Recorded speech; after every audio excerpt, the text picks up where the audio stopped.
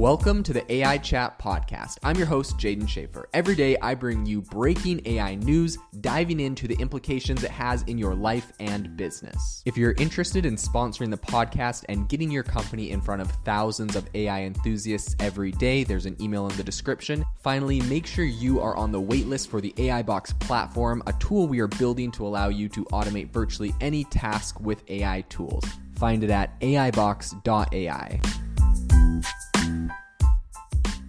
Have you ever wanted to start your own podcast? I record and publish podcasts on a platform called Spotify for Podcasters, and I absolutely love it. Essentially, you can upload from your phone or computer, and it distributes to every platform that plays podcasts. They support video podcasts, and you can make money on the platform with ads or even podcast subscriptions, something that has made my life so much easier as a podcaster. So if you're interested, I highly recommend you give it a try. You can download the Spotify for Podcast app, or go to spotify.com/podcasters to get started on your podcast today. ChatGPT is currently working on an amazing new feature that is going to make a lot of things much, much simpler. So without further ado, let's dive into it. So this news was actually broken on Twitter, of all places, by someone named Gabriel Cohen, and he dropped the scoop that OpenAI is working on a new ChatGPT feature called Chat Preferences. So essentially how this works is when they're rolling out new features, they select small groups of people to try it. So I think it's right now in the alpha phase. It will then go to beta phase, and then it'll go, out to everyone. So he recently just got a notification when he opened up ChatGPT that said, introducing Chat Preferences. Chat Preferences let you share anything you'd like ChatGPT to consider in its response. Your instructions will be added to new conversations going forward, and you can edit it and delete them at any time. This information will also be used to improve model performance and shared with plugin developers.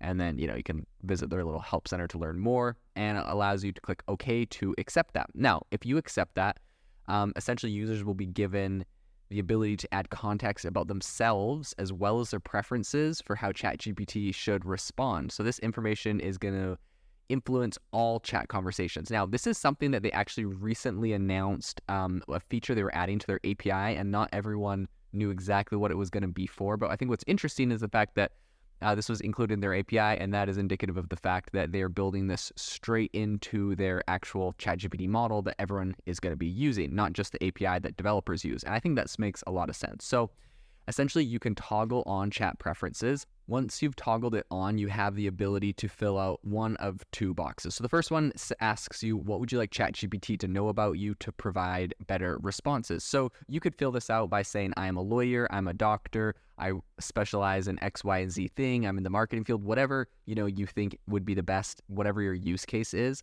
The next thing it says is, how would you like ChatGPT to respond? And you can actually fill that out. What's interesting here is, if you use this for a specific job or specific task really repetitively, you can actually put all of those instructions in here, and it's going to do that every time. So for example, if you're a journalist and you're constantly using ChatGPT to help you, find sources or perhaps read a massive document and pull out some useful quotes, you could have that, put in here ahead of time, and you just paste in the giant document, and it would just pull out the quotes for you every time because you've already written the prompt and, preemptively put that in there. So some examples of how they intend for it to be used.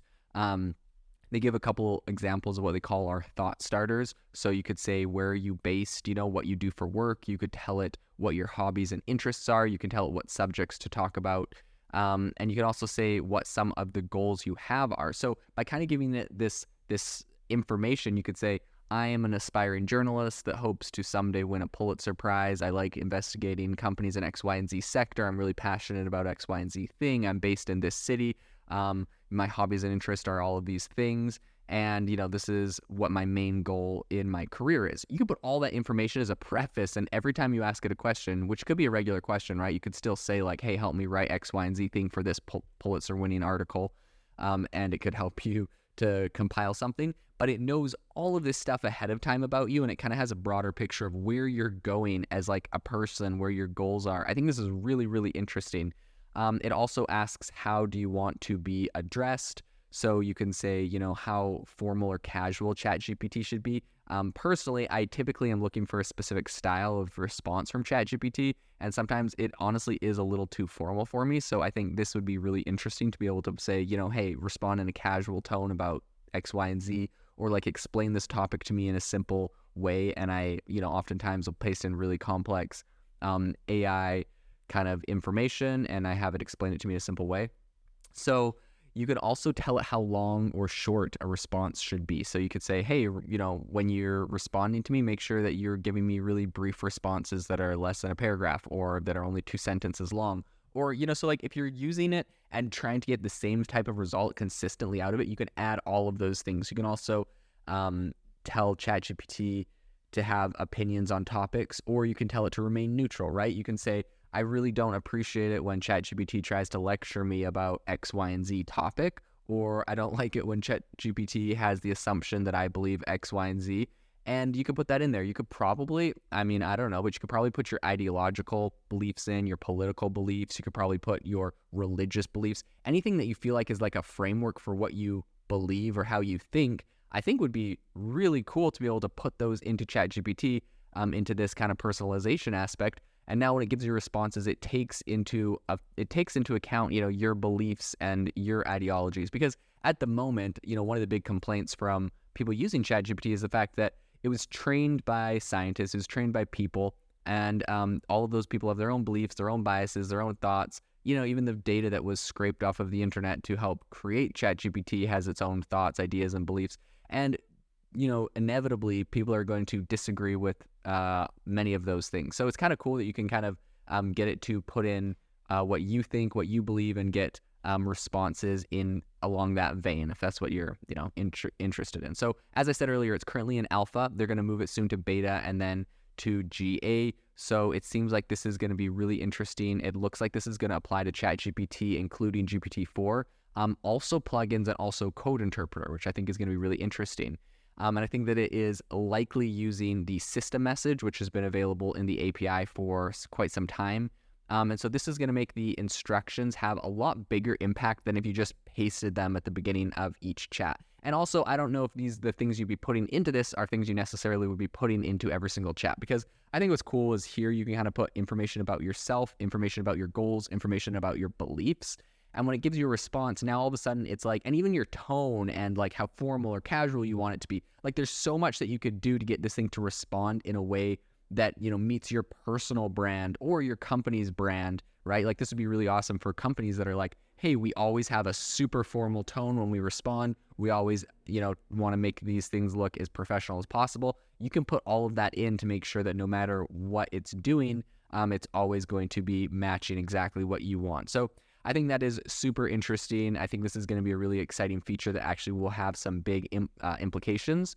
And so I think this is currently in beta. The feature is only available for Plus plan users, and for people in the EU or the UK, I don't think this is yet an option. So users can find the feature in the web settings under beta features or on iOS under new features. I think it's worth noting that any information used in these responses is going to be used, like we mentioned earlier, to improve OpenAI's API model's adaptability. So as the company explains, this is about, teaching the model how to adapt its responses to your instructions without overdoing it. So users who prefer not to have their data used in that way can also opt out of this in the data control settings. So one last thing I will mention about this new feature is that it appears the effect kicks in from the subsequent session with a character limit of around 1,500 words for responses, or 1,500 characters for responses. So that's important to know. But overall, I think this is going to be a really important update. I think this is going to make it a lot easier for many companies and users to really personalize this to what they want it to do. So this is going to be really interesting to follow and see how this feature rolls out when everyone has general access to this and moves out of, I think, more of a beta, what it's in right now. And so this will be something we follow in the future. This episode is brought to you by Shopify. Forget the frustration of picking commerce platforms when you switch your business to Shopify, the global commerce platform that supercharges your selling wherever you sell. With Shopify, you'll harness the same intuitive features, trusted apps, and powerful analytics used by the world's leading brands. Sign up today for your $1 per month trial period at shopify.com/tech, all lowercase. That's shopify.com/tech.